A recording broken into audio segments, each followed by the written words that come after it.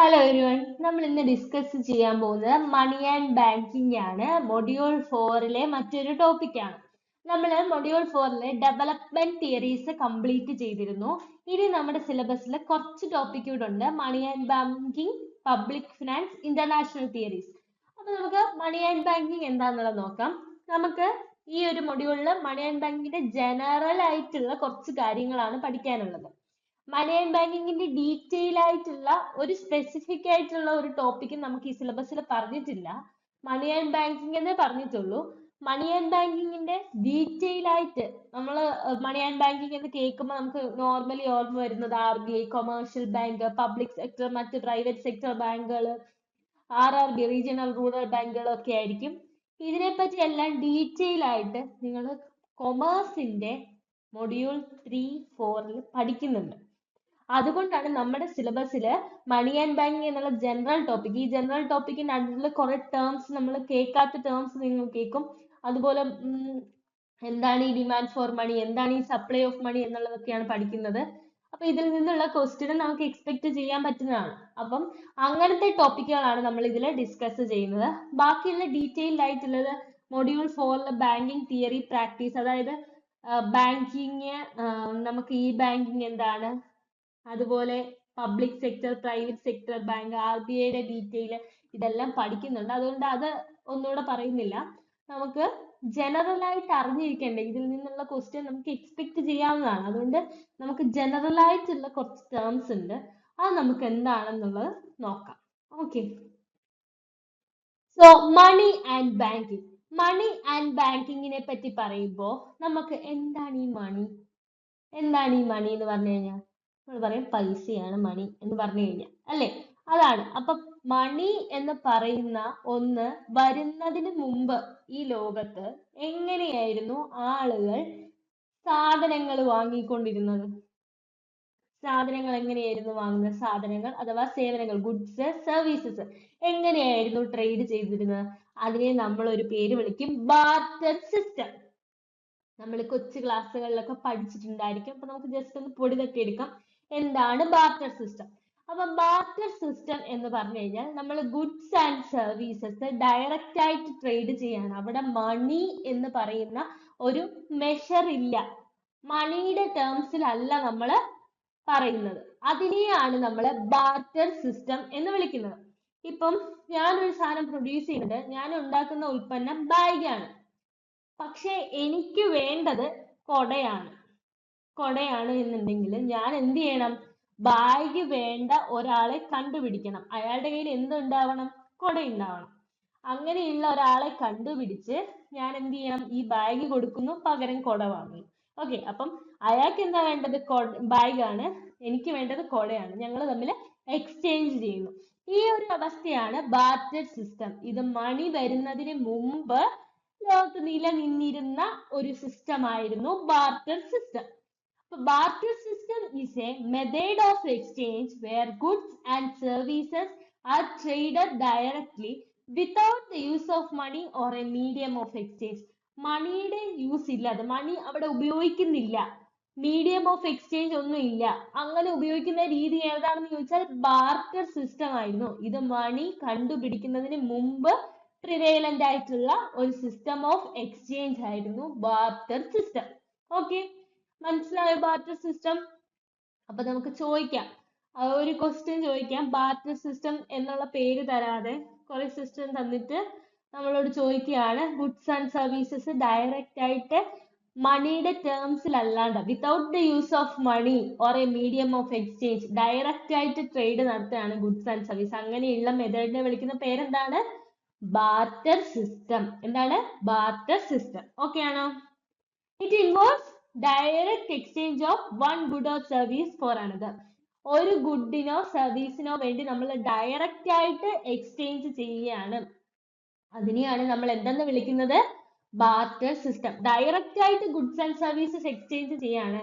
അപ്പം മണി വരാനുള്ള മെയിൻ ആയിട്ടുള്ള കാരണം എന്താണ്? ഈ ബാർട്ടർ സിസ്റ്റത്തിൽ കുറച്ച് നെഗറ്റീവ്സ് ഉണ്ടായിരിക്കും, അല്ലെ? നെഗറ്റീവ് എന്ന് പറയുമ്പോൾ നമുക്ക് ഇപ്പൊ തന്നെ അറിയാം, അത് എടുത്തു പറയേണ്ട ഒന്നുമില്ല. ബാർട്ടർ സിസ്റ്റത്തിന്റെ നെഗറ്റീവ് നമുക്കറിയാം. കാരണം ഇപ്പം ഞാൻ ഉൽപ്പാദിപ്പിക്കുന്ന ഒരു സാധനത്തിന് വേണ്ട മൂല്യം ലഭിക്കാതെ വരും, അല്ലെ? ഇപ്പം ഞാൻ ഉണ്ടാക്കുന്ന ബാഗ് മറ്റൊരാളുടെ കയ്യിൽ നിന്ന് കുട വാങ്ങാൻ കൊടുക്കുമ്പോൾ എൻ്റെ ബാഗിന് ചിലപ്പം അതിന് വേണ്ട മൂല്യം കിട്ടുന്നില്ല. ഒരു കുടയ്ക്ക് വേണ്ടി ഞാൻ 2 ബാഗ് കൊടുക്കേണ്ട അവസ്ഥ വരുന്നു. അപ്പം മണി ടേംസിൽ പറയുന്ന പോലെയല്ല ബാർട്ടർ സിസ്റ്റത്തിൽ. അതുപോലെ മെയിൻ ആയിട്ടുള്ള ഒരു കാര്യം എന്ന് പറഞ്ഞു കഴിഞ്ഞാൽ എൻ്റെ ഒരു സാധനം അല്ലെങ്കിൽ സർവീസ് എക്സ്ചേഞ്ച് ചെയ്യാൻ അത് വേണ്ട ഒരാളെ ഞാൻ കണ്ടുപിടിക്കണം അല്ലേ? ഇപ്പൊ എനിക്ക് കൊടുക്കണം, കുട വാങ്ങണം എന്നുള്ള ഒരവസ്ഥ വരുമ്പം ഞാൻ എന്ത് ചെയ്യണം? കുട തരുന്ന ഒരാളെ, കുട ഉൽപ്പാദിപ്പിക്കുന്ന ഒരാളെ ഞാൻ കണ്ടുപിടിക്കണം. എന്നാൽ മാത്രമേ എനിക്ക് അയാൾക്ക് ഭാഗ്യം വേണം അല്ലേ? അങ്ങനെയുള്ള ഒരാളെ കണ്ടുപിടിക്കേണ്ട ഒരവസ്ഥ വരുന്നു. അതെന്ന് പറഞ്ഞു കഴിഞ്ഞാൽ കുറച്ച് ഡിഫിക്കൽട്ടി ആണ്, മണി ടേംസ് പോലെ അല്ല. ആ ഒരു അവസ്ഥയിലാണ് ബാർട്ടർ സിസ്റ്റം മാറ്റിയിട്ട് നമ്മൾ എന്ത് വരുന്നത്? മണി വരുന്നത്, അഡ്വെന്റ് ഓഫ് മണി വരുന്നത്. ഓക്കെ, മണി കണ്ടുപിടിക്കുന്നത്. ഓക്കെ, അപ്പൊ നമുക്ക് എന്താണ് ഈ മണി, എന്താണ് ഈ ബാങ്കിങ് മേഖലയിൽ നടക്കുന്നത് എന്നൊക്കെയുള്ളത് നോക്കാം. മണി എന്താണ് ശരിക്കും? നമുക്ക് സാധനങ്ങള്, സേവനങ്ങള് വാങ്ങാനായിട്ട് ഉപയോഗിക്കുന്ന ഒരു സ്റ്റാൻഡേർഡ് മെഷർ ആണ് മണി. ആണല്ലോ, എല്ലാവർക്കും അറിയാവുന്ന ഒരു സാധനമാണ് മണി എന്നത്. പക്ഷേ നമ്മൾ ഇവിടെ നോക്കേണ്ടത് മണിയുടെ പ്രൈമറി ഫങ്ഷൻസ് എന്തൊക്കെയാണ്. നമുക്ക് ഓപ്ഷൻ കാണുമ്പോൾ എല്ലാ ഓപ്ഷനും ഒരുപോലെ ഇരിക്കും. അപ്പം അതിൽ നിന്ന് മണിയുടെ ഫങ്ഷൻസ് മാത്രം നമ്മൾ എങ്ങനെയാണ് നോക്കേണ്ടത് എന്നൊക്കെയുള്ളത് നോക്കാം. Money is a medium of exchange that facilitates transactions by serving as a universally accepted measure of value. ഇതെന്ന് പറഞ്ഞു കഴിഞ്ഞാൽ എന്താണ്? Universally accepted measure of value ആണ്, എല്ലാവരും അംഗീകരിച്ചിട്ടുള്ള ഒരു മെഷർ ഓഫ് വാല്യൂ ആണ് മണി എന്നത്. ഓക്കെ, അത് എന്തിനു വേണ്ടിയിട്ടാണ്? സാധനങ്ങൾ നമുക്ക് ട്രാൻസാക്ട് ചെയ്യാൻ വേണ്ടിയിട്ട് അല്ലെ? ഒരു സാധനം വാങ്ങാൻ വേണ്ടിയിട്ട് നമുക്കിപ്പം മണി ടേംസിലാണെങ്കിൽ നമുക്കൊരു സാധനം വാങ്ങുന്നത് നമ്മൾ എന്തിന്റെ പേരിലാണ് വാങ്ങുന്നത്? മണിയുടെ ടേംസിലാണ് വാങ്ങുന്നത് അല്ലെ? ഇതിന് എത്ര രൂപയാണ് എന്നുള്ളത് നോക്കിയിട്ടാണ് നമ്മൾ ഒരു സാധനം വാങ്ങുന്നത് അല്ലെങ്കിൽ ഒരു സാധനം എക്സ്ചേഞ്ച് ചെയ്യുന്നത്. സാധനങ്ങൾ മാത്രമല്ല, സേവനങ്ങളും അല്ലെ? ഇപ്പം ഒരു ഡോക്ടറെ കാണാൻ പോകുന്നു, നമ്മൾ ഡോക്ടറിന് എന്താ കൊടുക്കുന്നത്? ഫീസാ കൊടുക്കുന്നത്. ഫീസ് എന്തിന്റെ ടേംസിലാണ് കൊടുക്കുന്നത്? മണി ടേംസിലാണ് കൊടുക്കുന്നത്. അപ്പൊ നമ്മൾ medium of exchange that facilitates transactions നടത്തുന്നത്, അത് എല്ലാവരും അക്സെപ്റ്റ് ചെയ്തിരിക്കുന്ന ഒരു ടേം എന്ത് ടേം ആണ്? മണി ടേംസിലാണ്. ശരിക്കും മണി എന്ന് പറയുന്നത് 3 പ്രൈമറി ഫങ്ഷൻസിലാണ് ഉള്ളത്. Medium of exchange. Medium of exchange എന്ന് പറഞ്ഞു കഴിഞ്ഞാൽ എന്താ? നമുക്ക് സാധനങ്ങൾ വാങ്ങാനും വിൽക്കാനും പറ്റുന്നു. Without the need for barter. Barter system അല്ല ഇവിടെ നോക്കുന്നത്. Instead of trading one good for another directly, people use money as an intermediary to facilitate transactions. ഒരു സാധനം കൊടുത്ത് ഒരു സാധനം വാങ്ങുന്നതിന് പകരം നമ്മൾ പൈസ കൊടുത്ത് സാധനം അല്ലെങ്കിൽ സേവനം വാങ്ങുന്ന ഒരു കാര്യത്തിനാണ് നമ്മൾ എന്ത് ഉപയോഗിക്കുന്നത്? മണി ഉപയോഗിക്കുന്നത്. അപ്പം മണി എന്ന് പറഞ്ഞു കഴിഞ്ഞാൽ മീഡിയം ഓഫ് എക്സ്ചേഞ്ച് ആണ്. എക്സ്ചേഞ്ച് ചെയ്യാന്ന് പറഞ്ഞാൽ ഒരു സാധനം അല്ലെങ്കിൽ ഒരു സേവനം ഒരാൾക്ക് കൊടുത്ത് അല്ലെങ്കിൽ ഒരാൾക്ക് വിൽക്കുന്ന ഒരവസ്ഥ വരുമ്പോ എന്താണ് സംഭവിക്കുന്നത്? അതിന് ഉപയോഗിക്കുന്ന ഒരു ഇന്റർമീഡിയർ ആണ് ആരെന്ന് പറയുന്നത്? മണി. നമ്മൾ പൈസ കൊടുത്താണ് ഒരു സാധനം വാങ്ങുന്നത് അല്ലെ? പകരം എന്തിനു പകരമാണ്? ബാർട്ടർ സിസ്റ്റത്തിൽ തന്നെ ഒരു ഗുഡ് കൊടുത്ത് ഒരു ഗുഡ് വാങ്ങുന്നു. പക്ഷെ ഇവിടെ അങ്ങനെയല്ല. അപ്പൊ മണി enables individuals to buy and sell goods and services without the need for barter. Instead of trading one good for another directly, people use money as an intermediary to facilitate transactions. അപ്പൊ medium of exchange ആണ് first function. എന്ന് പറഞ്ഞു കഴിഞ്ഞാൽ എന്താണ്? ആളുകള് മണിയാണ് ഒരു intermediary ആയിട്ട് യൂസ് ചെയ്യുന്നത്. അതായത് ഒരു ഇടനിലക്കാരന്റെ റോളാണ് മണിക്കുള്ളത്. നമ്മൾ ഒരാളുടെ കയ്യിലിരിക്കുന്ന ഒരു സാധനം വാങ്ങാൻ നമ്മൾ എന്താ കൊടുക്കുന്നതൊക്കെ? മണി കൊടുക്കുന്നു, പൈസ കൊടുത്തിട്ടാണ് നമ്മൾ വാങ്ങുന്നത്. അപ്പൊ നമ്മൾ എന്തിന്റെ മൂല്യത്തിലാണ് പറയുന്നത്?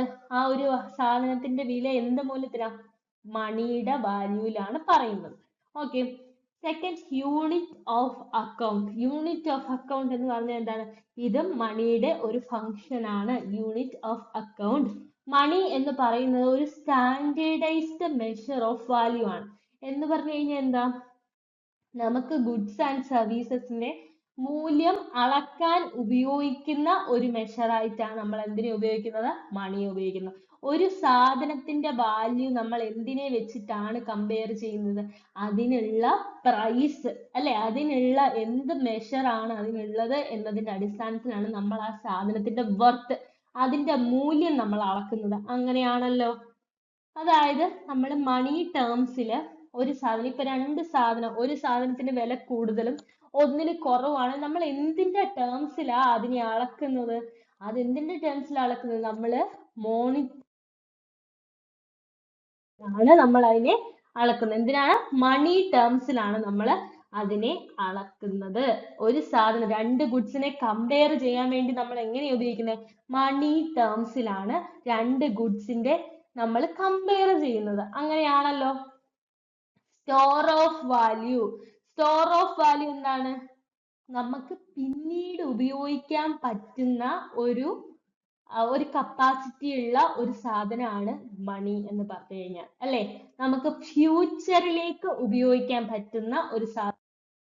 അത് നമുക്ക് കുറച്ച് സമയം കഴിയുമ്പോ അത് കേടായി പോവും എന്ന് പറയാൻ പറ്റുമോ? ഇല്ല. നമുക്കത് ഫ്യൂച്ചറിലേക്ക് വേണ്ടി നമുക്ക് ഉപയോഗിക്കാൻ പറ്റും. ഓക്കെ. അപ്പൊ money allows individuals to serve purchasing power for future use. നമുക്ക് ഫ്യൂച്ചറിന് വേണ്ടിയിട്ട്, ഫ്യൂച്ചറിൽ ഒരു പർച്ചേസിംഗ് പവർ നടത്താം. അതായത് നമുക്ക് പർച്ചേസ് ചെയ്യണം, ഒരു സാധനം പർച്ചേസ് ചെയ്യണമെങ്കിൽ നമുക്ക് എന്ത് ചെയ്യാൻ പറ്റും? ആ മണി സേവ് ചെയ്ത് കഴിഞ്ഞാൽ നമുക്ക് അത് വെച്ച് എന്ത് ചെയ്യാൻ പറ്റും?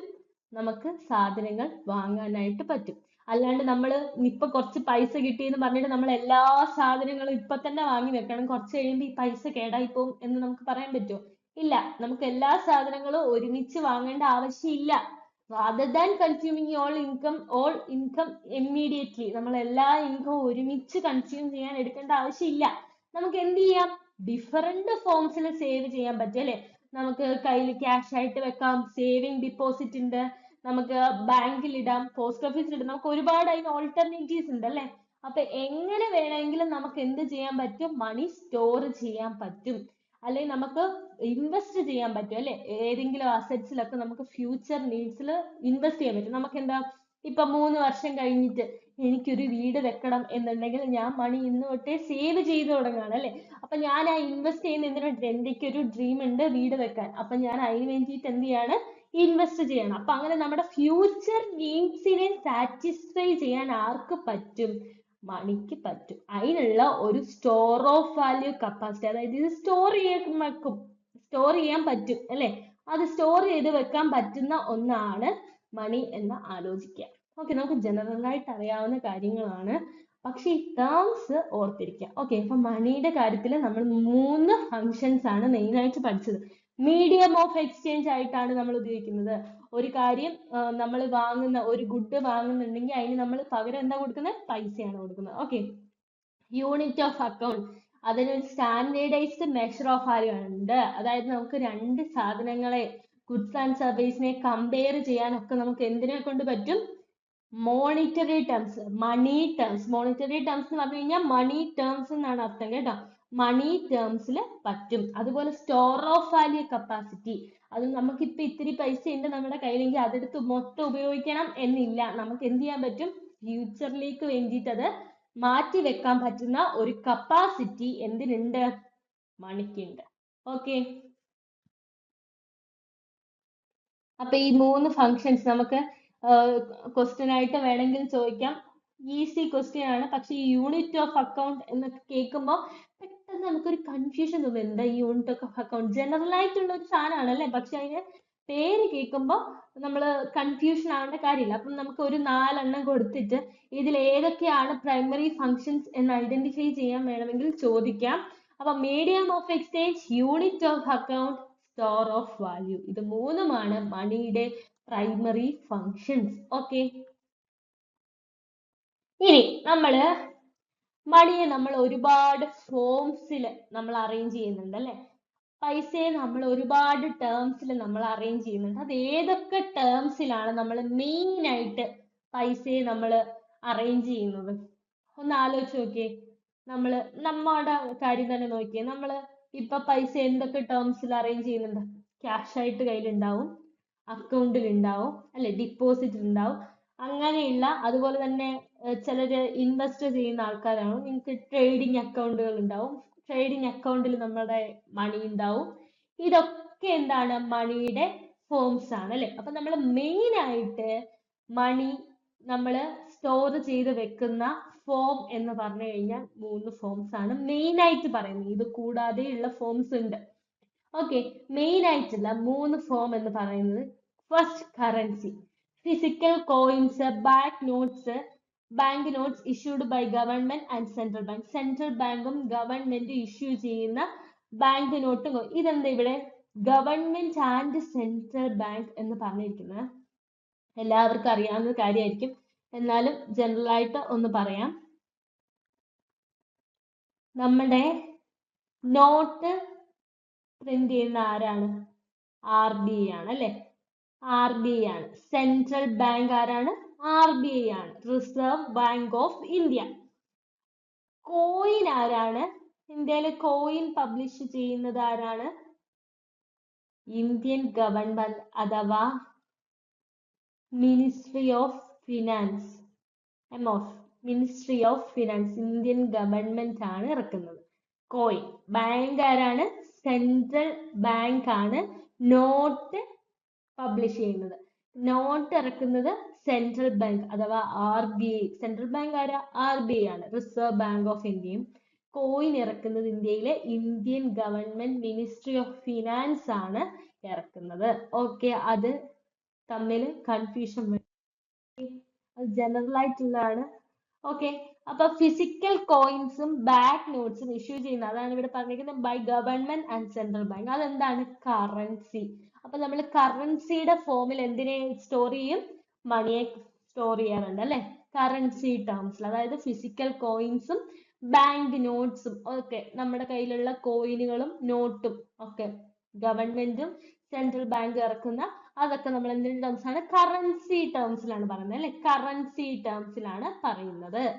ഇനി സെക്കൻഡ് എന്ന് പറഞ്ഞു കഴിഞ്ഞാൽ ഡിപ്പോസിറ്റ്സ്. പല അക്കൗണ്ടുകളിലും ബാങ്ക് അക്കൗണ്ടുകളിലും ഒക്കെ നമ്മൾ ഇടുന്നത് എന്താണ്? ഡെപ്പോസിറ്റ്. ഇതിനെ നമ്മൾ എന്താ വിളിക്കുന്നത്? ഡിപ്പോസിറ്റ്. അപ്പൊ ഡിപ്പോസിറ്റിന്റെ ടേംസിൽ നമ്മൾ മണി സ്റ്റോർ ചെയ്ത് വെക്കാറുണ്ട് അല്ലെ. Funds held in bank accounts that can be accessed through checks, debit cards or electronic transfer. Transfer ഒക്കെ നിങ്ങൾ പഠിക്കുന്നതാണല്ലേ. ട്രാൻസ്ഫർ ഒക്കെ നിങ്ങൾക്ക് പഠിക്കാനുണ്ട് മൊഡ്യൂൾ 4. ട്രാൻസ്ഫർ എന്താണെന്ന് അറിയായിരിക്കുമല്ലോ. അപ്പം ട്രാൻസ്ഫർ ഇലക്ട്രോണിക് ട്രാൻസ്ഫർ വഴിയോ ചെക്ക് വഴിയോ ഡെബിറ്റ് കാർഡ് വഴിയോ ഒക്കെ നമുക്ക് എടുക്കാൻ പറ്റുന്ന, അക്സസ് ചെയ്യാൻ പറ്റുന്ന ഫണ്ടുകൾ എവിടെ ഉണ്ടാവും? ബാങ്ക് അക്കൗണ്ടുകളിൽ ഉണ്ടാവും. ഇതിനെ നമ്മൾ ഡെപ്പോസിറ്റ് എന്ന് വിളിക്കും. ഡെപ്പോസിറ്റ് ചെക്ക് വഴിയോ ഡെബിറ്റ് കാർഡ് വഴിയോ ട്രാൻസ്ഫർ ഇലക്ട്രോണിക് ട്രാൻസ്ഫർ വഴിയോ ഒക്കെ നടത്തുന്ന എന്താണ്? അക്സസ് ചെയ്യാൻ, നമുക്ക് പെട്ടെന്ന് അക്സസ് ചെയ്യാൻ പറ്റുന്ന ഇതിനെ എന്തെന്ന് വിളിക്കും? ഡെപ്പോസിറ്റ് എന്ന് വിളിക്കും. ആണല്ലോ. ഇനി ഡിജിറ്റൽ കറൻസി ഉണ്ട്. ഡിജിറ്റൽ കറൻസി നിങ്ങൾ ബിറ്റ് കോയിൻ അഥവാ ക്രിപ്റ്റോ കറൻസീസ് ആണല്ലേ, അതൊക്കെ ക്രിപ്റ്റോ കറൻസി. ഇതെന്താണ്? ട്രഡീഷണൽ ബാങ്കിങ് സിസ്റ്റത്തിൽ കൂടാതെ ഇൻഡിപെൻഡന്റ്ലി നമുക്ക് യൂസ് ചെയ്യാൻ പറ്റുന്നതാണ്. എന്താണ്? ക്രിപ്റ്റോ കറൻസീസ് എന്ന് പറയുന്നത്. അതാണ് ഡിജിറ്റൽ കറൻസി എന്നതുകൊണ്ട് ഉദ്ദേശിക്കുന്നത്. നമുക്ക് ട്രേഡ് ചെയ്യാനും ഒക്കെ നമുക്ക് എന്തുണ്ട്? ഡിജിറ്റൽ കറൻസി ഉണ്ട്. ബിറ്റ് കോയിനും cryptocurrency like bitcoin ഒക്കെ കേട്ടിട്ടുണ്ടാവും. നമുക്ക് പെട്ടെന്ന് ആക്സസ് ചെയ്യാൻ പറ്റുന്നത് കൂടിയാണ് ബിറ്റ് കോയിൻ അഥവാ ഡിജിറ്റൽ കറൻസീസ് എന്നൊക്കെ പറഞ്ഞു കഴിഞ്ഞാൽ. ഓക്കെ, അപ്പൊ നമുക്ക് ട്രേഡ് ചെയ്യുമ്പോഴൊക്കെ നിങ്ങൾ കണ്ടിട്ടുണ്ടാവും.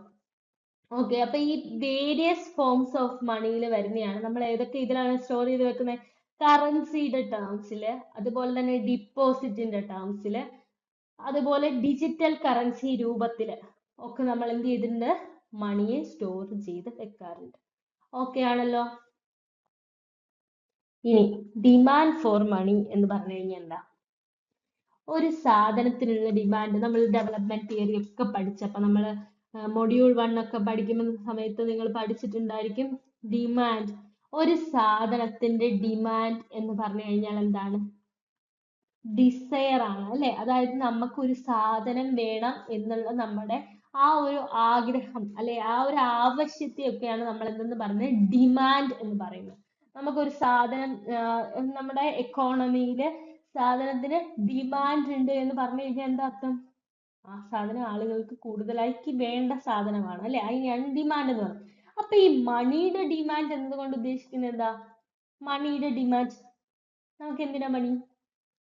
എന്തിനാണ് മണി? നമ്മുടെ ഗുഡ്സ് ആൻഡ് സർവീസസിന് വേണ്ടിയിട്ടാണ് മണി. ഒരു ഗുഡ് വാങ്ങാനോ അല്ലെങ്കിൽ ഒരു സർവീസ് വാങ്ങാനോ ഒക്കെ നമുക്ക് എന്ത് വേണം? മണി വേണം. നമുക്ക് ആ ഒരു ദൈനംദിന ജീവിതത്തിൽ ജീവിക്കാൻ വേണ്ടി എന്ത് വേണം? മണി വേണം. അപ്പൊ ഡിമാൻഡ് ഫോർ മണി എന്ന് പറഞ്ഞു കഴിഞ്ഞാൽ, മണിയുടെ ഡിമാൻഡ് എന്ന് പറഞ്ഞു കഴിഞ്ഞാൽ എന്താ അർത്ഥം? നമുക്ക് പൈസ വേണം എന്നുള്ള ഒരു ആഗ്രഹമാണ്, അത് എവിടെ നിന്നെങ്കിലും കിട്ടണം എന്നുള്ള ആ ഒരു കൺസെപ്റ്റ് അല്ല ഇവിടുത്തെ ഡിമാൻഡ് ഫോർ മണി. നമ്മൾ ഉദ്ദേശിക്കുന്നത് നമ്മുടെ എക്കോണമിയിലെ ഡിമാൻഡ് ഫോർ മണി എന്ന് പറഞ്ഞു കഴിഞ്ഞാൽ എന്തിനെ ബേസ് ചെയ്ത് തന്നെ ഇരിക്കുന്നത്? അവിടുത്തെ ആളുകളുടെ ട്രാൻസാക്ഷനെ ബേസ് ചെയ്തിട്ടാണ് ഇരിക്കുന്നത് അല്ലെ, ആളുകളുടെ ട്രാൻസാക്ഷനെ ബേസ് ചെയ്താണ് ഇരിക്കുന്നത്. ആളുകൾ അങ്ങനെ എങ്ങനെയാണത് ട്രാൻസാക്ട് ചെയ്യുന്നത് അല്ലെ, എങ്ങനെ എത്ര മണിയാണ് എടുക്കുന്നത് എന്നുള്ളതിനെ, നമ്മൾ എന്തിനൊക്കെ വേണ്ടി മണി ഉപയോഗിക്കുന്നു എന്നുള്ളതിനെ ബേസ് ചെയ്ത് തന്നെയാണ് ഇരിക്കുന്നത്. ശരിക്കും ഇത് എന്താണ് എന്നുള്ളത് നോക്കാം. ലിക്വിഡിറ്റി ആണ് നമ്മൾ അതിന് വേണ്ടിയിട്ട് ആദ്യം അറിയേണ്ടത്.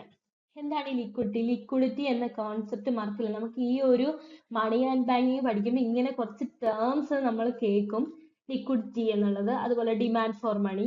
അപ്പം ഇതൊക്കെ കേൾക്കുമ്പോൾ ഇതെന്താണെന്ന് അറിയുക എന്നുള്ളതാണ് നമ്മൾ ഈ ഭാഗത്ത് നിന്ന് എക്സ്പെക്ട് ചെയ്യാൻ പറ്റുന്ന ക്വസ്റ്റ്യൻ ഇവിടെ നിന്നൊക്കെ ആയിരിക്കും. അപ്പൊ ഈ ലിക്വിഡിറ്റി എന്ന് പറഞ്ഞു കഴിഞ്ഞാൽ എന്താ അർത്ഥം?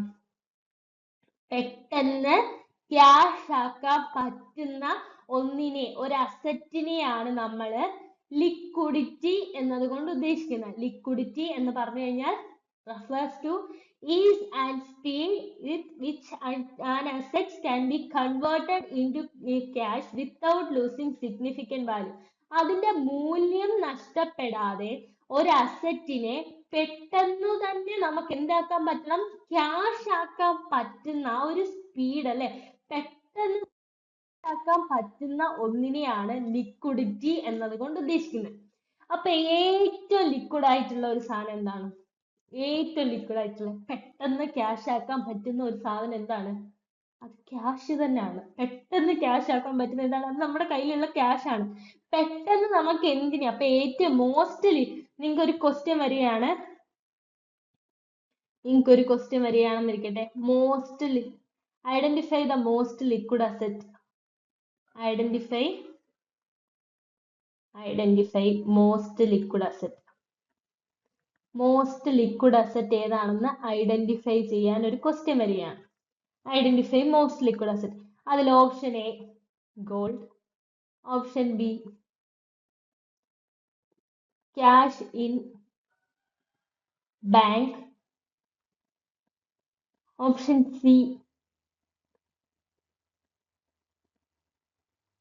ക്യാഷ് ഇൻ എന്തെങ്കിലും account, all of the above, അല്ലെങ്കിൽ എന്താ പറയാ, ക്യാഷ് ഇൻ പോസ്റ്റ് ഓഫീസ് എന്ന് കൊടുക്കാം അല്ലെ, പോസ്റ്റ് ഓഫീസ്. അപ്പം ഓൾ ഓഫ് ദ എബോവ് വേണ്ട, ആ ഒരു ഓപ്ഷൻ കൊടുക്കാം.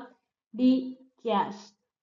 ഇതിലേതാണ് മോസ്റ്റ് ലിക്വിഡ് അസറ്റ് എന്ന് ചോദിക്കുമ്പോൾ ലിക്വിഡിറ്റി എന്താണെന്ന് അറിയാതെ നമുക്ക് ഈ ആൻസർ ചെയ്യാൻ പറ്റില്ല. പക്ഷെ ലിക്വിഡിറ്റി എന്താണെന്ന് അറിഞ്ഞാൽ ഇത് ഏറ്റവും സിമ്പിൾ ആയിട്ടുള്ള ഒരു ക്വസ്റ്റ്യൻ ആണ്. ഓക്കെ, ലിക്വിഡിറ്റി എന്ന് പറഞ്ഞു കഴിഞ്ഞാൽ എന്താ? ഏറ്റവും പെട്ടെന്ന് ക്യാഷ് ആയി കൺവേർട്ട് ചെയ്യാൻ പറ്റുന്ന ഒന്നിനെയാണ് നമ്മൾ എന്തെന്ന് വിളിക്കുന്നത്? ലിക്വിഡിറ്റി എന്ന് പറഞ്ഞു കഴിഞ്ഞാൽ. അതായത് നമുക്ക് പെട്ടെന്ന് ഫിനാൻഷ്യൽ നീഡ്സിന് വേണ്ടി യൂസ് ചെയ്യാൻ വേണ്ടിയിട്ട് എത്ര പെട്ടെന്നാണോ നമ്മുടെ കയ്യിലിരിക്കുന്ന ക്യാഷ് അല്ലെ, നമുക്ക് എത്രയും പെട്ടെന്ന് നമ്മുടെ കയ്യിൽ ക്യാഷ് ആയിട്ട് കൺവേർട്ട് ചെയ്യാൻ പറ്റുന്ന എന്തിനെയാണോ അതിനെയാണ് നമ്മൾ ലിക്വിഡ് എന്നാ പറയുന്നത്, ലിക്വിഡ് അസറ്റ് എന്ന് പറയുന്നത്. ഓക്കെ, അപ്പൊ ഞാൻ ഈ പറഞ്ഞിരിക്കുന്ന ക്വസ്റ്റ്യനിൽ ഏറ്റവും ലിക്വിഡ് അസറ്റ് ഏതാന്ന് ചോദിച്ചാൽ ഏതാ പറയണ്ടേ? ക്യാഷ് ആണ് മോസ്റ്റ് ലിക്വിഡ് അസറ്റ്. നമുക്ക് ഏറ്റവും പെട്ടെന്ന് ഫിനാൻഷ്യൽ നീഡിന് എടുക്കാൻ പറ്റുന്ന ഏതാന്ന് ചോദിച്ചു കഴിഞ്ഞാൽ ഏതാണ്? ക്യാഷ് ആണ്. ഓക്കെ, മോസ്റ്റ് ലിക്വിഡ് അസറ്റ് ഏതാണ്? ക്യാഷ് ആണ്. തെറ്റിപ്പോവരുത്.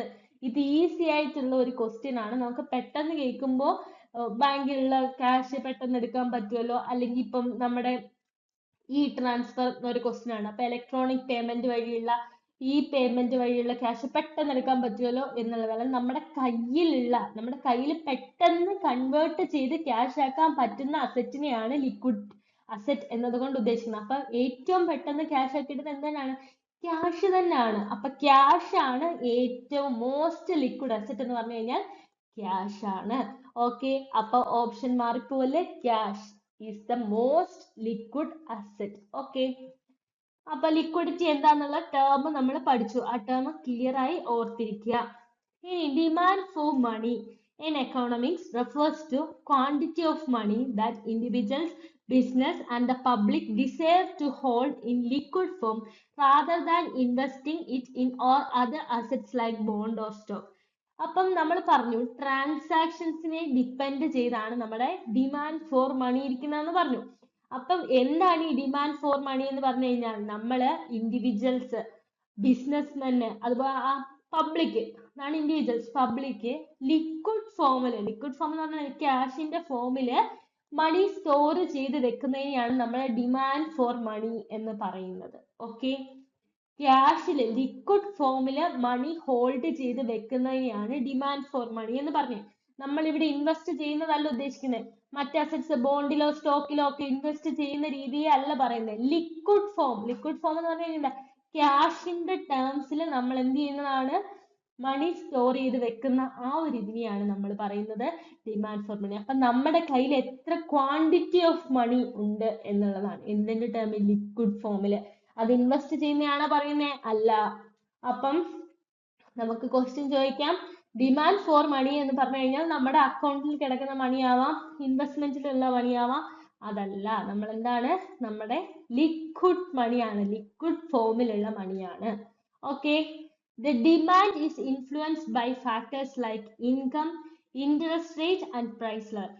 ഡിമാൻഡിനെ ഇൻഫ്ലുവൻസ് ചെയ്യുന്ന ഫാക്ടേഴ്സ് ആണ് ഇൻകം, നമ്മുടെ ഇൻകം, അതുപോലെ ഇൻട്രസ്റ്റ് റേറ്റ്, ബാങ്ക് എടുക്കുന്ന interest rate, price level, goods and സർവീസസിന്റെ പ്രൈസ്, ഇതിനെല്ലാം ഡിമാൻഡ് എന്ത് ചെയ്യും, ഇൻഫ്ലുവൻസ് ചെയ്യും. Okay, it reflects the public preference for holding cash, for bank deposits, for transaction, savings and precautionary reasons. അതായത് ആളുകൾ എങ്ങനെയാണ് ഹോൾഡ് ചെയ്യുന്നത്, ക്യാഷ് ഹോൾഡ് ചെയ്യാനുള്ള ആളുകളുടെ ആ ഒരു പ്രിഫറൻസ് ആണ്. ഹോൾഡ് ചെയ്യണം, ക്യാഷ് ഹോൾഡ് ചെയ്യണം, അതോ നമ്മൾ എന്താണ് ബാങ്ക് ഡിപ്പോസിറ്റ് വേണോ എന്നൊക്കെയുള്ള ആളുകളുടെ പ്രിഫറൻസ് ആണ് അല്ലെ.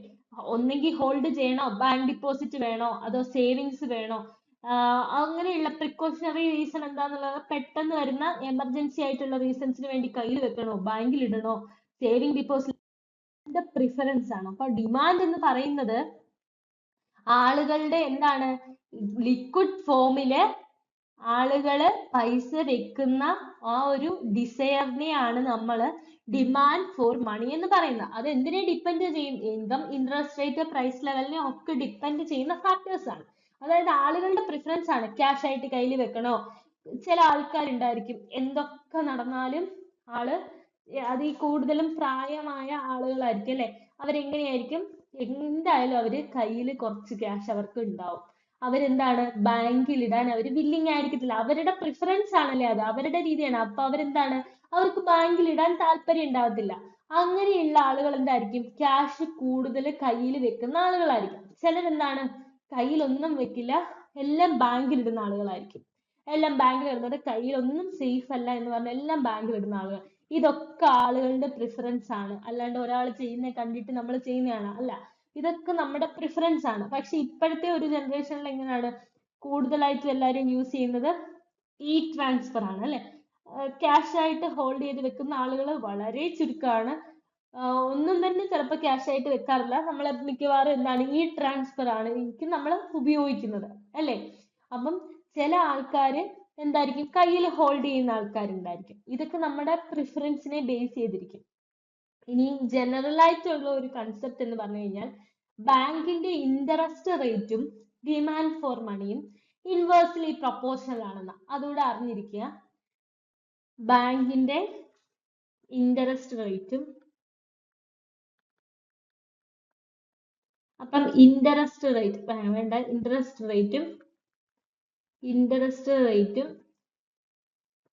അതായത് ഇൻട്രസ്റ്റ് റേറ്റും നമ്മുടെ ഡിമാൻഡ് ഫോർ മണി എന്ന് പറയുന്നതും ഇൻവേഴ്സ്ലി പ്രൊപ്പോർഷണൽ ആണ്. ഡിമാൻഡ് ഫോർ മണി എന്ന് പറയുന്നതും ഇൻവേഴ്സ്ലി പ്രൊപ്പോർഷണൽ ആണ്. ഇൻവേഴ്സ്ലി പ്രൊപ്പോർഷണൽ എന്നതുകൊണ്ട് എന്താ ഉദ്ദേശിക്കുന്നത്, നമ്മൾ തിയറി ഒക്കെ പഠിച്ചു. ഒന്ന് കൂടുമ്പോൾ ഒന്ന് കുറയും, അങ്ങനെയാണ് സംഭവിക്കുന്നത്. അതാണ് എന്താണ് പറയാ ഇൻവേഴ്സ്ലി പ്രൊപ്പോർഷണൽ എന്നത് കൊണ്ട് ഉദ്ദേശിക്കുന്നത്. അപ്പം ഇൻട്രസ്റ്റ് റേറ്റും ഡിമാൻഡ് ഫോർ മണിയും തമ്മിലുള്ള ഇതെന്താണ്? ഇൻട്രസ്റ്റ് റേറ്റും ഡിമാൻഡ് ഫോർ മണിയും. ഇൻട്രസ്റ്റ് റേറ്റ് കൂടി നിൽക്കുകയാണ്. ഇൻട്രസ്റ്റ് റേറ്റ് കൂടി നിൽക്കുന്ന ഒരു അവസ്ഥയിൽ ഡിമാൻഡ് ഫോർ മണി കുറവായിരിക്കും. അതെന്താ അങ്ങനെ പറയുന്നത്? ഡിമാൻഡ് ഫോർ മണി കുറവായിരിക്കും എന്നതുകൊണ്ട് ഉദ്ദേശിക്കുന്നത് എന്താ? അപ്പൊ ഒരു ക്വസ്റ്റ്യൻ വരാം, ഇൻട്രസ്റ്റ് റേറ്റ് കൂടുകയാണ്, when interest rate increases demand for money decreases increases, അങ്ങനെയൊക്കെ ഓപ്ഷൻ വരാം. അപ്പൊ നിങ്ങൾ എന്ത് പറയും? when interest rate increases demand for money decreases. അതെന്താ? ഇൻട്രസ്റ്റ് റേറ്റ് കൂടുമ്പം ഡിമാൻഡ് ഫോർ മണി എന്ന് പറഞ്ഞു കഴിഞ്ഞാൽ എന്തുവാ? നമ്മുടെ കയ്യില് ക്യാഷ് ആയിട്ട് ഹോൾഡ് ചെയ്യുന്ന ആ ഒരു ഡിസയർ ആണ് ഡിമാൻഡ് ഫോർ മണി. അക്കൗണ്ടിൽ കിടക്കുന്ന പൈസയല്ല, നമ്മുടെ ക്യാഷ് ആയിട്ട് ലിക്വിഡ് അസറ്റ് ആയിട്ട് നമ്മൾ ഹോൾഡ് ചെയ്യുന്നതാണ് ഡിമാൻഡ് ഫോർ മണി. അപ്പം ഇൻട്രസ്റ്റ് റേറ്റ് ബാങ്ക് കൂട്ടുകയാണെങ്കിൽ പലിശ കൂട്ടുകയാണ്. നമ്മുടെ കയ്യിലിരുന്ന പലിശ കൂടുതൽ കിട്ടുമോ? ഇല്ല. നമ്മൾ ബാങ്ക് അക്കൗണ്ടിൽ ഇട്ടാലേ നമുക്ക് പലിശ കൂടുതൽ കിട്ടും. അപ്പൊ നമ്മൾ എന്ത് ചെയ്യും? ബാങ്ക് അക്കൗണ്ടിലായിരിക്കും കൂടുതൽ പൈസ ഇടുന്നത്. ഡിമാൻഡ് ഫോർ മണി, അതായത് ലിക്വിഡ് ആയിട്ട് നമ്മൾ ക്യാഷ് വെക്കുന്നത് കുറവായിരിക്കും.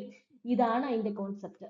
ഇൻട്രസ്റ്റ് റേറ്റ് കൂടുമ്പോൾ ഡിമാൻഡ് ഫോർ മണി കുറയുന്നു എന്ന് പറഞ്ഞു കഴിഞ്ഞാൽ നമ്മൾ പലിശ കൂടുന്ന സമയത്ത് നമ്മൾ ബാങ്ക് അക്കൗണ്ടിലല്ലേ കൂടുതൽ മണി ഇടാൻ ഉദ്ദേശിക്കത്തുള്ളൂ. അല്ല ആ പൈസ കയ്യിൽ ബാങ്കിൽ നിന്ന് വിഡ്രോ ചെയ്ത് കയ്യിൽ പിടിക്കുമോ ഇൻട്രസ്റ്റ് റേറ്റ് കൂടുന്ന സമയത്ത്? ഇല്ല. അതൊരു ജനറൽ ആയിട്ടുള്ള ഒരു സംഭവമാണ് അല്ലെ, നമ്മുടെ സൈക്കോളജിക്കൽ ആയിട്ടുള്ള ഒരിതാണ് എന്തെന്ന് പറയുന്നത്. ഇൻട്രസ്റ്റ് റേറ്റ് കൂടുമ്പോൾ നമ്മൾ മണി എവിടെ ഇടും? ബാങ്കിലിടും. നമ്മൾ ക്യാഷ് ആയിട്ട് ഹോൾഡ് ചെയ്യുന്നത് കുറവായിരിക്കും. ഇൻട്രസ്റ്റ് റേറ്റ് കുറയുന്ന സമയത്തോ? ഇൻട്രസ്റ്റ് റേറ്റ് കുറയുന്ന സമയത്ത് ഡിമാൻഡ് ഫോർ മണി കൂടുതലായിരിക്കും. നമ്മൾ എവിടെ ഇട്ടാലും ഒരുപോലെ ഉള്ളൂ, നമ്മുടെ കയ്യിൽ ക്യാഷ് ആയിട്ട് ഇരിക്കുന്നതായിരിക്കും നല്ലത് അവിടെ വെക്കുന്നതിനേക്കാൾ എന്നുള്ള ഒരു കോൺസെപ്റ്റിൽ നമ്മൾ ഡിമാൻഡ് ഫോർ മണി, നമ്മുടെ കയ്യിലായിരിക്കും ക്യാഷ് കൂടുതൽ ബാങ്കിൽ ഇടുന്നതിനേക്കാൾ എന്നുള്ള. അപ്പൊ ഇത് ജനറൽ ആയിട്ട് നമ്മൾ പറയുന്നതാണ്. ഇത് മാറും. എന്തിന്റെ കേസിൽ മാറും? ഇൻഡിവിജ്വലിന്റെ പ്രിഫറൻസ് അനുസരിച്ച് മാറും. ചില പ്രായമുള്ള ആളുകൾ എത്ര പലിശ കിട്ടും എന്ന് പറഞ്ഞാലും ബാങ്ക് അക്കൗണ്ടുകളിൽ ഇടാൻ ചിലർ വില്ലിങ് ആയിരിക്കത്തില്ല. ഓക്കെ. അപ്പം നമ്മൾ ഈ ചില ന്യൂസ് ഒക്കെ കാണുമ്പോൾ നമ്മളിങ്ങനെ വിചാരിക്കും, മോഷണമൊക്കെ സംഭവിക്കുന്ന സമയത്ത് നമ്മളിങ്ങനെ കേൾക്കും, വീട്ടുകളിൽ നിന്ന് 10 ലക്ഷം രൂപ. അപ്പൊ തന്നെ നമ്മൾ വിചാരിക്കും 10 ലക്ഷം രൂപയൊക്കെ ആരെങ്കിലും വീട്ടിൽ വെക്കോ എന്നുള്ള ഒരു ഇത് നമ്മുടെ മൈൻഡിൽ ഓൾറെഡി വരും, എന്തായാലും വരും. അതൊക്കെ ആരെങ്കിലും വീട്ടിൽ വെക്കും. പക്ഷെ ചില ആളുകൾ ബാങ്ക് അക്കൗണ്ടിൽ ഇടാതെ കയ്യിൽ വെക്കുന്ന ആളുകളുണ്ട്, കയ്യിൽ ക്യാഷ് ഹോൾഡ് ചെയ്യുന്ന ആളുകളുണ്ട്. ജനറൽ ആയിട്ട് ഇൻട്രസ്റ്റ് റേറ്റ് കൂടുമ്പോൾ എന്തായിരിക്കും? ഡിമാൻഡ് ഫോർ മണി കുറവായിരിക്കും. നമ്മൾ കയ്യിൽ ക്യാഷ് ആയിട്ട് വെക്കുന്നത് കുറവായിരിക്കും. നമുക്ക് അവിടെ ഇട്ടാൽ കുറച്ച് പലിശയുടെ കിട്ടത്തില്ലേ? ആ ഒരു കോൺസെപ്റ്റിൽ നമ്മൾ ബാങ്ക് അക്കൗണ്ടിൽ ഇടും. ഇൻട്രസ്റ്റ് റേറ്റ് കുറയുന്ന സമയത്ത് നമ്മൾ ക്യാഷ് ആയിട്ട് വെക്കുന്നതായിരിക്കും നല്ലത് എന്നുള്ള കോൺസെപ്റ്റിൽ നമ്മൾ എന്ത് ചെയ്യും? കയ്യിൽ തന്നെ. ഇതാണ് ഡിമാൻഡ് ഫോർ മണിയുടെ ജനറൽ ആയിട്ടുള്ള കോൺസെപ്റ്റ്. ഇനി അടുത്തതെന്ന് പറഞ്ഞാൽ ലിക്വിഡിറ്റി പ്രിഫറൻസ്. നമ്മൾ ലിക്വിഡിറ്റി എന്താന്ന് പഠിച്ചു, അതുപോലെ തന്നെ ലിക്വിഡിറ്റി പ്രിഫറൻസ് എന്ന് പറഞ്ഞു കഴിഞ്ഞാൽ എന്താ?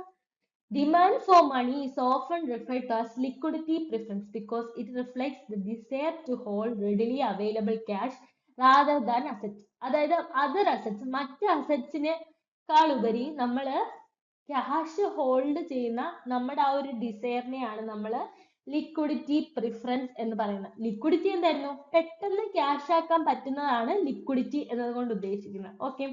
അപ്പൊ പെട്ടെന്ന് നമുക്ക് ഫിനാൻഷ്യൽ നീഡിന് ഉപയോഗിക്കാൻ വേണ്ടിയിട്ട് പെട്ടെന്ന് ക്യാഷ് ആക്കാൻ പറ്റുന്നത് എന്താണോ അതാണ്. അത് പെട്ടെന്ന് ഒരു സാധനം വാങ്ങാൻ വേണ്ടി നമ്മൾ എടുക്കുന്നത് എന്താണ്? ക്യാഷ്.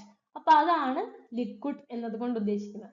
പെട്ടെന്ന് ക്യാഷ് ആക്കാൻ പറ്റുന്നത്. അപ്പൊ മോസ്റ്റ് ലിക്വിഡ് അസറ്റ് ഏതായിരുന്നു? ക്യാഷ് തന്നെയാണ്. അപ്പൊ ലിക്വിഡിറ്റി പ്രിഫറൻസ് എന്ന് പറഞ്ഞു കഴിഞ്ഞാൽ എന്താണ്? ഓഫൺ നമ്മൾ പറയുന്നത് എന്താണ്? ലിക്വിഡിറ്റി പ്രിഫറൻസ് എന്ന് പറഞ്ഞു കഴിഞ്ഞാൽ ക്യാഷ് ആയിട്ട് ഹോൾഡ് ചെയ്യാനുള്ള ഡിസയർ ആണ് മറ്റ് അസറ്റ്സിനേക്കാൾ കൂടുതൽ ക്യാഷ് ആയിട്ട് ഹോൾഡ് ചെയ്യാനുള്ള പ്രിഫറൻസിനെയാണ് നമ്മൾ ലിക്വിഡിറ്റി പ്രിഫറൻസ് എന്നതുകൊണ്ട് ഉദ്ദേശിക്കുന്നത്. ഓക്കെ. ഇത് വേണേ ചോദിക്കാം. ലിക്വിഡിറ്റി പ്രിഫറൻസ് എന്ന് പറഞ്ഞു കഴിഞ്ഞാൽ reflects the desire to hold readily available cash rather than other asset. മറ്റ് അസറ്റ്സിനേക്കാൾ ഉപരി ക്യാഷ് ആയിട്ട് ഹോൾഡ് ചെയ്യാനുള്ള നമ്മുടെ ഡിസയർ ആണ് എന്തെന്ന് പറയുന്നത്? Liquidity preference. അപ്പൊ ഇതിനെ ഡിപ്പെൻഡ് ചെയ്താണ് എന്തിരിക്കുന്നത്? ഡിമാൻഡ് ഫോർ മണി ഇരിക്കുന്നത്. നമ്മൾ ക്യാഷ് ആയിട്ട് മറ്റ് അസറ്റ്സിനേക്കാൾ ഉപരി ക്യാഷ് ആയി ഹോൾഡ് ചെയ്യുന്ന നമ്മുടെ പ്രിഫറൻസ് ആണ് ഡിമാൻഡ് ഫോർ മണി എന്നതുകൊണ്ട് ഉദ്ദേശിക്കുന്നത്. ഓക്കെ, അപ്പം മോട്ടീവ്സ് ഫോർ ഡിമാൻഡിന്റെ ഇത് ഇമ്പോർട്ടന്റ് ആണ്. മോട്ടീവ്സ് ഫോർ ഡിമാൻഡ്, ഡിമാൻഡിലേക്ക് നമ്മളെ നയിക്കുന്നത് എന്തൊക്കെയാണ്, നമ്മൾ എന്തിനാണ് ഈ മണി കയ്യിൽ വെക്കുന്നത്, പൈസ കയ്യിൽ വെക്കുന്നത് എന്തിനു വേണ്ടിയിട്ടാ? ഒരുപാട് റീസൺസ് ഉണ്ട് അല്ലെ, നമ്മുടെ മനസ്സിൽ ഇപ്പൊ ഒരുപാട് റീസൺസ് ഉണ്ട് നമ്മൾ മണി കയ്യിൽ വെക്കുന്നത്. ഇതിനെ നമ്മൾ മൂന്നായിട്ടാണ്, ഈ ഒരുപാട് റീസൺസിനെ നമ്മൾ മൂന്നായിട്ട് ക്ലാസിഫൈ ചെയ്യുന്നത്. ഈ മൂന്ന് മോട്ടീവ് കാരണമാണ് നമ്മൾ എങ്ങോട്ട് പോകുന്നത്, മണി കയ്യില് നമ്മൾ ഹോൾഡ് ചെയ്യുന്നത്. അതിൽ ഒന്നാമത്തെ ട്രാൻസാക്ഷൻ മോട്ടീവ്, ഇമ്പോർട്ടന്റ് ആണ്, ശ്രദ്ധിച്ചിരിക്കുക. ട്രാൻസാക്ഷൻ മോട്ടീവ് എന്ന് പറഞ്ഞു കഴിഞ്ഞാൽ നമ്മൾ ഡെയിലി നടത്തുന്ന ട്രാൻസാക്ഷൻസ്, അതായത് നമ്മൾ സാധനങ്ങൾ വാങ്ങാൻ, സേവനങ്ങൾ വാങ്ങാൻ ഒക്കെ നമ്മൾ എന്താണ് ചെയ്യുന്നത്, മണിയാണ് ട്രാൻസാക്ട് ചെയ്യുന്നത്. അപ്പൊ to make purchases and daily ട്രാൻസാക്ഷൻസിനും പർച്ചേസുകൾ നടത്താനും ഒക്കെ നമ്മൾ എടുക്കുന്നതിന് നമ്മൾ എന്ത് പറയുന്നു, ട്രാൻസാക്ഷൻ മോട്ടീവ്. അതിന് വേണ്ടിയിട്ട് നമ്മൾ പൈസ എടുക്കും, നമുക്ക് അതിന് വേണ്ടിയിട്ടാണ് മണി ഹോൾഡ് ചെയ്യുന്നത്. മെയിൻ ആയിട്ട് എന്താണ്, ട്രാൻസാക്ഷൻ മോട്ടീവ്. ഇനി രണ്ടാമത് നമ്മൾ ഹോൾഡ് ചെയ്യുന്ന പൈസ എന്തിനു വേണ്ടിയിട്ടാ, പ്രിക്കോഷണറി മോട്ടീവ് എന്ന് പറഞ്ഞാൽ എന്താ, to have a buffer for unexpected expenses or emergencies. Unexpected ആയിട്ട് വരുന്ന ചില ചെലവുകൾ ഉണ്ടായിരിക്കും, അതുപോലെ എമർജൻസി സിറ്റുവേഷൻസ് ഉണ്ടായിരിക്കും, നമുക്ക് എക്സ്പെക്ട് ചെയ്യാൻ പറ്റാത്തത്. അതായത് നമ്മളിപ്പം പറയാണ് ജോലിയുണ്ട്, അപ്പൊ നമ്മൾ ഇതാക്കുകയാണ്, ഇൻകം കിട്ടി, നമ്മൾ ഡെയിലി ഉള്ള ഈ മാസത്തേക്കുള്ള സാധനങ്ങളെല്ലാം വാങ്ങി, ഇനി എന്തെങ്കിലും പൈസ ഒന്നും വേണ്ട എന്ന് പറയാൻ പറ്റില്ല. പ്രിക്കോഷണറി മോട്ടീവ് ഉണ്ടാവും, പെട്ടെന്ന് നമുക്ക് വരുന്ന ചില എമർജൻസി സിറ്റുവേഷൻസ് ഉണ്ടായിരിക്കും. ഇപ്പം അൺഎക്സ്പെക്ടഡ് എക്സ്പെൻസ് എന്ന് പറയുമ്പോൾ എന്താണ്, ഒരു കുട്ടിയുടെ പിറന്നാള്, അതൊക്കെ എന്താണ് അൺഎക്സ്പെക്ടഡ് ആയിട്ട് വരുന്ന എക്സ്പെൻസ് ആണ്. അതുപോലെ തന്നെ എമർജൻസി സിറ്റുവേഷൻസ്, അതുപോലെ ഹോസ്പിറ്റൽ ചെലവുകൾ, ഇതെല്ലാം എമർജൻസി സിറ്റുവേഷൻസ് ആണ്. അതായത് എന്താ, പെട്ടെന്ന് നമ്മൾ എക്സ്പെക്ട് ചെയ്യുന്നില്ല, അതൊന്നും എക്സ്പെക്ട് ചെയ്യാണ്ട് വരുന്ന, ഒരാൾക്ക് ഗിഫ്റ്റ് കൊടുക്കുന്നത്, ഇതൊക്കെ നമ്മൾ എക്സ്പെക്ട് ചെയ്യാണ്ട് വരുന്ന എക്സ്പെൻസ് ആണ്. എമർജൻസി സിറ്റുവേഷൻസ് എന്ന് പറഞ്ഞാൽ കേസുകളൊക്കെ എമർജൻസി സിറ്റുവേഷൻസ് ആണ്. അപ്പം ഇതൊക്കെ പ്രിക്കോഷണറി മോട്ടീവ് ആണ്. ഇതിന് വേണ്ടിയിട്ട് നമ്മൾ എന്ത് ചെയ്യും, പൈസ സ്റ്റോർ ചെയ്ത് വെക്കും. അതുപോലെ തേർഡ്, സ്പെക്യുലേറ്റീവ് മോട്ടീവ് എന്ന് പറഞ്ഞു കഴിഞ്ഞാൽ to hold money as a part of portfolio. അതായത് നമ്മൾ ഫ്യൂച്ചർ ചേഞ്ചസിന് വേണ്ടിയിട്ട്, നമ്മൾ ഫ്യൂച്ചർ നീഡ്സിന് വേണ്ടിയിട്ട് ഒക്കെ നമ്മൾ എന്ത് ചെയ്യും, സ്റ്റോർ ചെയ്യും. അതായത് അസറ്റ്സിന്റെ രൂപത്തിലോ, നമ്മൾ ഒരു സാധനം വാങ്ങുന്നതിന്റെ രൂപത്തിലോ, അല്ലെങ്കിൽ സ്റ്റോക്ക് മാർക്കറ്റുകൾ, അതുപോലെ തന്നെ ബോണ്ടിന്റെ രൂപത്തിലോ സ്റ്റോക്കിന്റെ രൂപത്തിലോ ഒക്കെ നമ്മൾ എന്ത് ചെയ്യും, മണി സ്റ്റോർ ചെയ്യും അല്ലെ, ഹോൾഡ് ചെയ്യും മണി.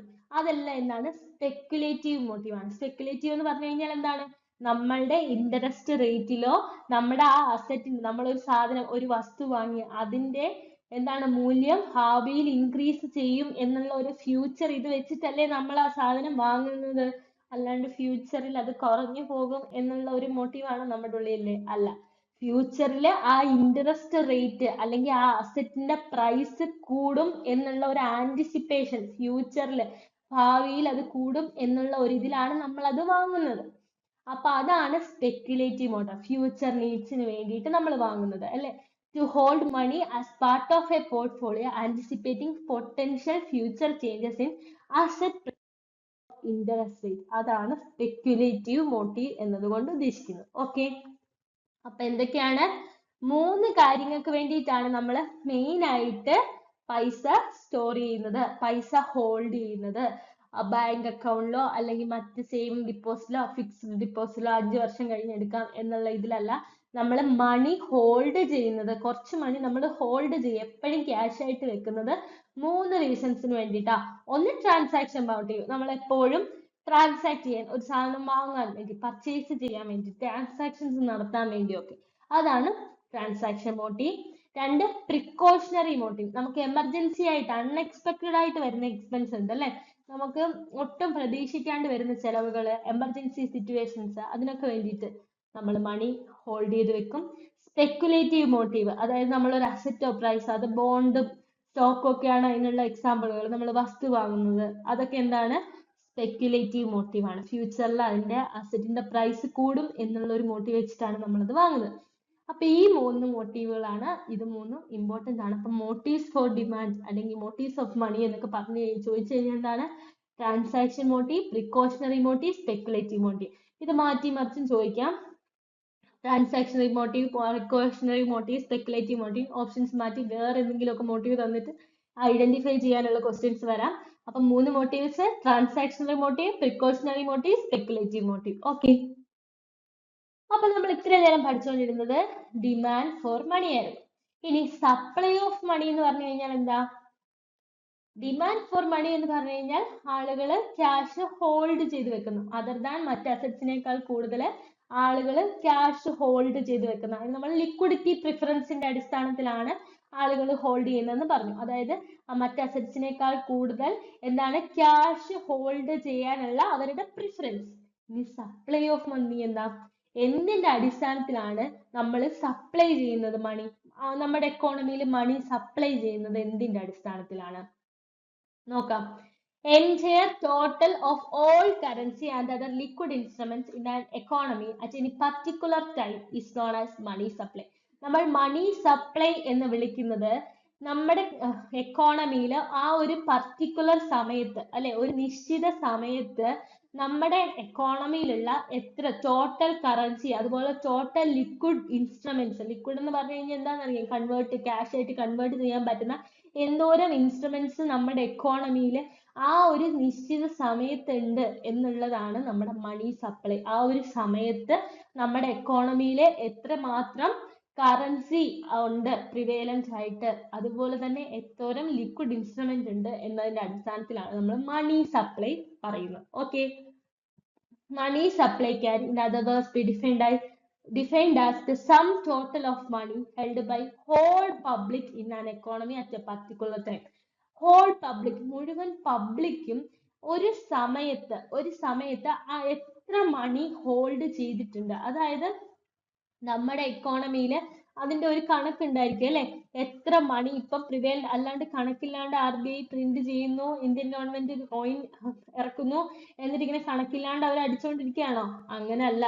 ഒരു സമയം ഇത്ര മണി ഉണ്ടാവും, എത്ര അവര് റിക്വയർഡ് റിസർവ് എന്ന് പറയുന്നത്, എത്ര ആവശ്യമുണ്ട് എന്നതിന്റെ അടിസ്ഥാനത്തിലാണ് നമ്മൾ പറയുന്നത്. അപ്പൊ മണി സപ്ലൈ എന്ന് പറഞ്ഞു കഴിഞ്ഞാൽ ഒരു നിശ്ചിത സമയത്ത് നമ്മുടെ പബ്ലിക്കില് എത്ര ടോട്ടൽ മണി ഉണ്ട് എന്നതാണ് നമ്മൾ മണി സപ്ലൈ എന്നതുകൊണ്ട് ഉദ്ദേശിക്കുന്നത്. ഓക്കെ, ഒരു ഗുഡിന്റെ സപ്ലൈ എന്ന് പറഞ്ഞു കഴിഞ്ഞാൽ നമ്മൾ എന്താണ്? ഡിമാൻഡും സപ്ലൈയും അറിയാം. ഒരു ഗുഡിന്റെ സപ്ലൈ, ഒരു സാധനത്തിന്റെ സപ്ലൈ എന്ന് പറഞ്ഞു കഴിഞ്ഞാൽ എന്താ?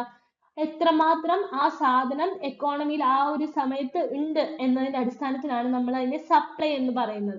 എത്രയുണ്ട് എന്നതിന്റെ അടിസ്ഥാനത്തിലാണ്. അതുപോലെ തന്നെയാണ് മണി, എത്രമാത്രം നമ്മുടെ എക്കോണമിയിൽ ഒരു നിശ്ചിത സമയത്തുണ്ട് എന്നതിനെയാണ് നമ്മൾ സപ്ലൈ ഓഫ് മണി എന്നുകൊണ്ട് ഉദ്ദേശിക്കുന്നത്. The supply of money is calculated as sum of currency held by public and net demand deposit held by commercial banks. അതായത് നമ്മൾ സപ്ലൈ ഓഫ് മണി മെയിൻ ആയിട്ട് കാൽക്കുലേറ്റ് ചെയ്യുന്ന പബ്ലിക്കിന്റെ കയ്യിൽ എത്ര കറൻസി സം ഉണ്ട്, അതുപോലെ അല്ലേ എത്ര കറൻസി പബ്ലിക്കിന്റെ കയ്യിലുണ്ട്, അതുപോലെ എത്ര demand deposit. Net demand deposit എന്ന് പറഞ്ഞു കഴിഞ്ഞാൽ നമ്മൾ ഡിമാൻഡ് ഡിപ്പോസിറ്റ് എന്ന് പറഞ്ഞു കഴിഞ്ഞാൽ ഒരു നിശ്ചിത സമയത്തേക്കായിരിക്കും വരുന്നത്, അല്ലേ? അപ്പം ആ ഒരു സമയം കഴിഞ്ഞ് കഴിയുമ്പോൾ ഡിമാൻഡ് ഡിപ്പോസിറ്റ് എന്ന് പറഞ്ഞു കഴിഞ്ഞാൽ നമ്മൾ ഒരു നിശ്ചിത സമയത്തേക്കൊക്കെ ആയിരിക്കും, അതാണ് ഡിമാൻഡ് ഡിപ്പോസിറ്റ് എന്ന് പറഞ്ഞത്.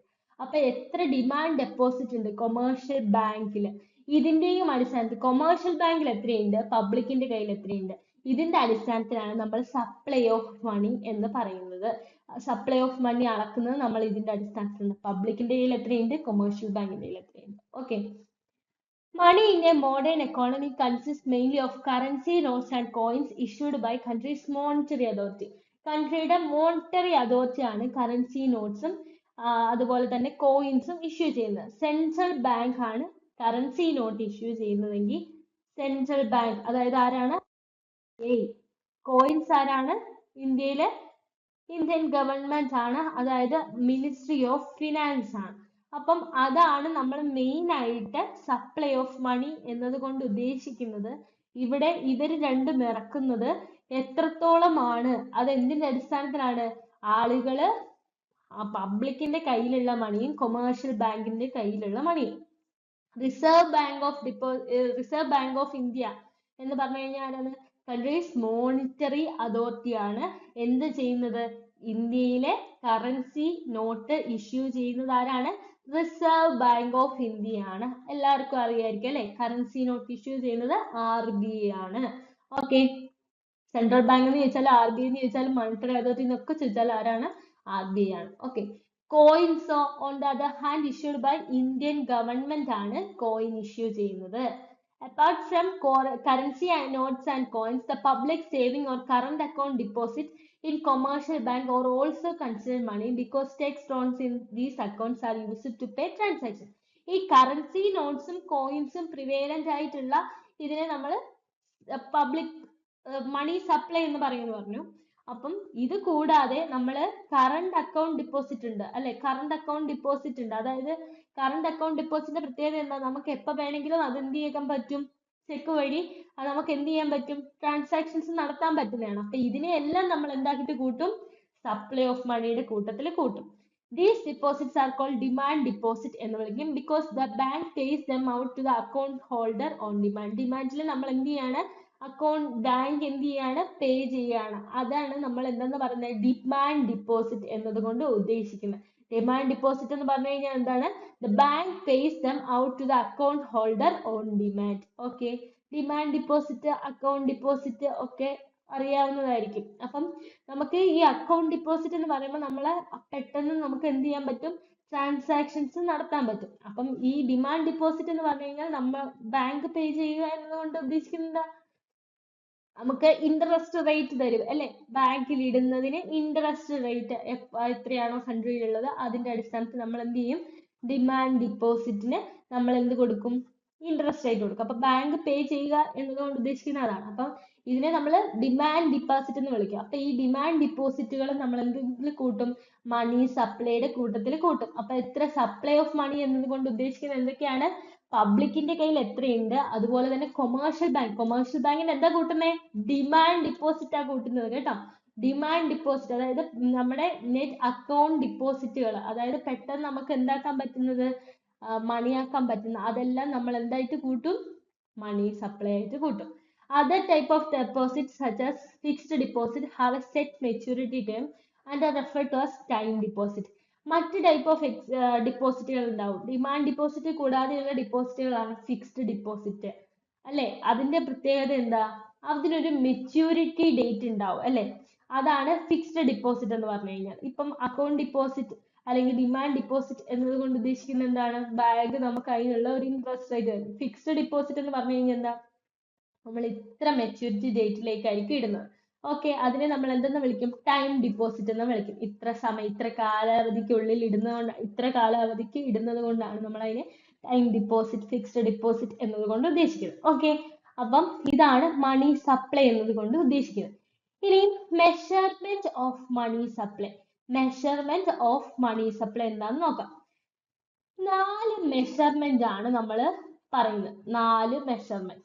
M1, M2, M3, M4 measurement of money supply. അപ്പൊ നമുക്കൊരു ക്വസ്റ്റ്യൻ വരികയാണ്, എത്ര മണി സപ്ലൈ മെഷർമെന്റ് ഉണ്ടെന്ന് ചോദിച്ചാൽ generally M1, M2, M3, M4 ഇത് ഏതൊക്കെയാണ് ഈ മെഷർമെന്റ്? നമ്മൾ മണി സപ്ലൈ മെഷർ ചെയ്യുന്ന പബ്ലിക്കിന്റെയും ഇതുമാണെന്ന് പറഞ്ഞു.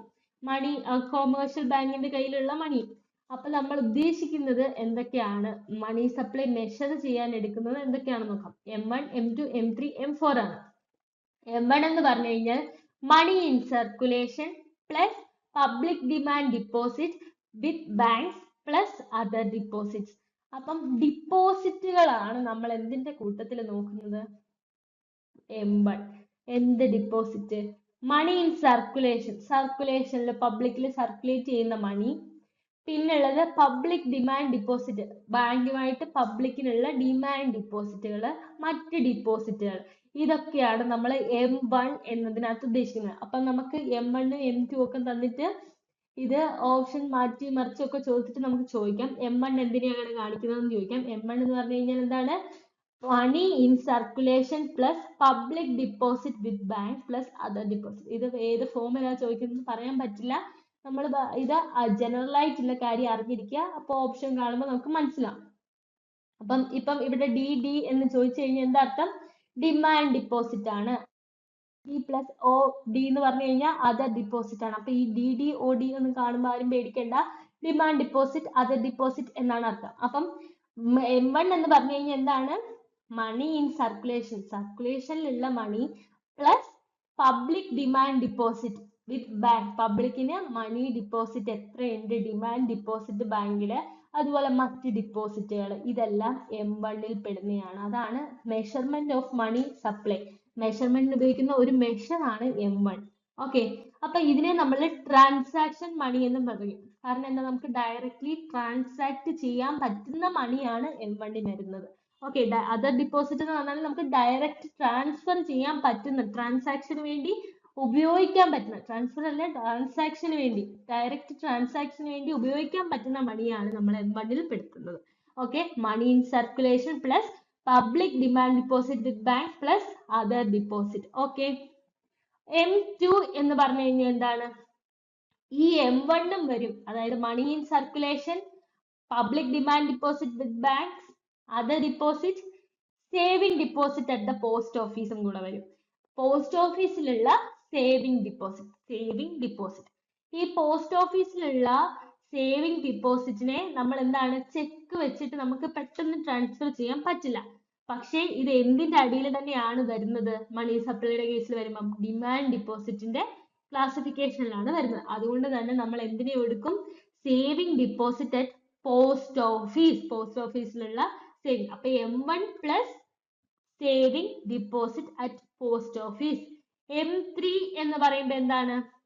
M1 M2 എന്നല്ല പറഞ്ഞേക്കുന്നേ, M1 എന്താ? Money in circulation plus public demand deposit with bank plus other deposit plus commercial bank time deposit. Time deposit എന്താ? നമ്മൾ പറഞ്ഞു ഫിക്സ്ഡ് ഡേറ്റില്, മെച്യൂരിറ്റി ഡേറ്റില് നമ്മൾ അടയ്ക്കുന്നതാണ് എന്നത് പറഞ്ഞ ടൈം ഡിപ്പോസിറ്റ്. ഇത്ര ഒരു കാലാവധി ഉണ്ടായിരിക്കും അല്ലെ, അത് കഴിയുമ്പോൾ അത് മെച്യൂർ ആവും, നമുക്ക് ആ മണി കിട്ടും, അതാണ് ടൈം ഡിപ്പോസിറ്റ്. അപ്പം കൊമേഴ്ഷ്യൽ ബാങ്ക് ടൈം ഡിപ്പോസിറ്റ് വരുന്നത് ഏതിനകത്താണ്? കൊമേഴ്ഷ്യൽ അഥവാ TD എന്ന് ചോദിക്കാം, TD അവരെ ഓപ്ഷനില് കൊമേഴ്ഷ്യൽ ടൈം ഡിപ്പോസിറ്റ് TD എന്ന് കൊടുത്തുള്ളെങ്കിൽ നിങ്ങൾ ഏതാ പറയണ്ടേ? M3 ടൈം ഡിപ്പോസിറ്റ് വരുന്നത്. M1 plus commercial time bank time deposit. അതായത് ഇപ്പൊ പറയാണ് money in circulation plus DD plus OD plus TD എന്നാണ് നിങ്ങളുടെ ക്വസ്റ്റ്യൻ എങ്കിൽ അത് ഏതാണ് എന്ന് ഓർക്കേണ്ട, M3 ആണ്. അപ്പം M3 എന്തൊക്കെ വരും? Money in circulation plus public demand deposit with banks plus other deposit plus commercial bank time deposit. അപ്പൊ it includes a net time deposit and in addition to transaction മണിക്ക് കൂടാതെ ഒരു നെറ്റ് ടൈം ഡിപ്പോസിറ്റ് കൂടെ വരുന്നതാണ് M3 എന്നതുകൊണ്ട് ഉദ്ദേശിക്കുന്നത്. M4 എന്ന് പറഞ്ഞു കഴിഞ്ഞാൽ എന്താണ്? M3 പ്ലസ്, അതായത് M1 വരും, M3 വരും, അതിന്റെ കൂടെ എന്താണ്? M3 plus the sum of all post office savings and loan organization excluding NSE deposits. NSE deposits ഇല്ലാണ്ട്, NSE deposit ഇല്ല, അത് കൂടാണ്ട് മറ്റുള്ള പോസ്റ്റ് ഓഫീസ് സേവിങ്സും ലോൺ ഓർഗനൈസേഷൻസിന്റെയും എല്ലാം വരുന്നത് എന്തിനകത്താണ്?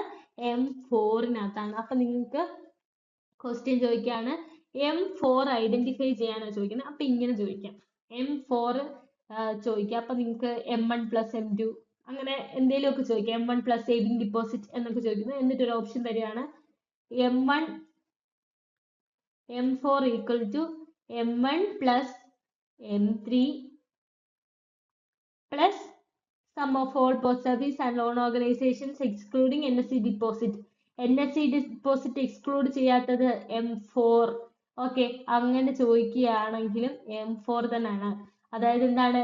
M3 M1 വരുന്നുണ്ട് അല്ലെ, M3 plus sum of all post office and loan organizations deposit excluding NSE deposit. Okay, അപ്പം ഇത് ഇത്രയാണ് മെഷർമെന്റ് ഓഫ് മണി സപ്ലൈ. ഇത് നോർമലി ചോദിച്ച് കണ്ടിട്ടുണ്ട്, PSC എക്സാമിൽ എക്കണോമിക്സ് ഉള്ള PSC ക്വസ്റ്റ്യൻസിൽ കണ്ടിട്ടുള്ള ഒരു ക്വസ്റ്റ്യൻ ആണ്.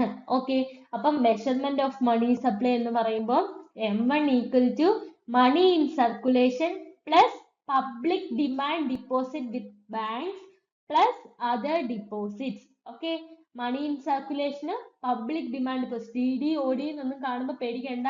Demand deposit plus other deposits, ഇതിനെ നമ്മൾ transaction money which can be used directly in transactions. പിന്നെന്താണ് M1 M2 എന്ന് പറഞ്ഞു കഴിഞ്ഞാൽ M1 വരും post office saving deposit at post office വരുന്നത് M2-നകത്താണ്. M3 എന്ന് പറഞ്ഞു കഴിഞ്ഞാൽ M1 വരും കൊമേഴ്ഷ്യൽ ബാങ്ക് ടൈം ഡിപ്പോസിറ്റ് വരും. അപ്പൊ TD കൊമേഴ്ഷ്യൽ ബാങ്കിന്റെ TD വരുന്നത് ഇതിനകത്താ M3-ക്കകത്ത്. M4 എന്ന് പറഞ്ഞു കഴിഞ്ഞാൽ plus sum of all post office and zone organization deposits including NSE deposits. Okay, ഇത് ഇത്രയും 4 മെഷർമെന്റ് ആണ് നമ്മൾ നോർമലി പറയാറുള്ളത്. ഓക്കെ, ഇനി നമുക്ക് പഠിക്കാനുള്ളത് ഡിറ്റർമിനൻസ് ഓഫ് മണി സപ്ലൈ ആണ്. നമുക്കത് അടുത്ത ക്ലാസ്സിൽ പഠിക്കാം. മെഷർമെന്റ് ഓഫ് മണി സപ്ലൈ ആണ് M1 M2 M3 M4.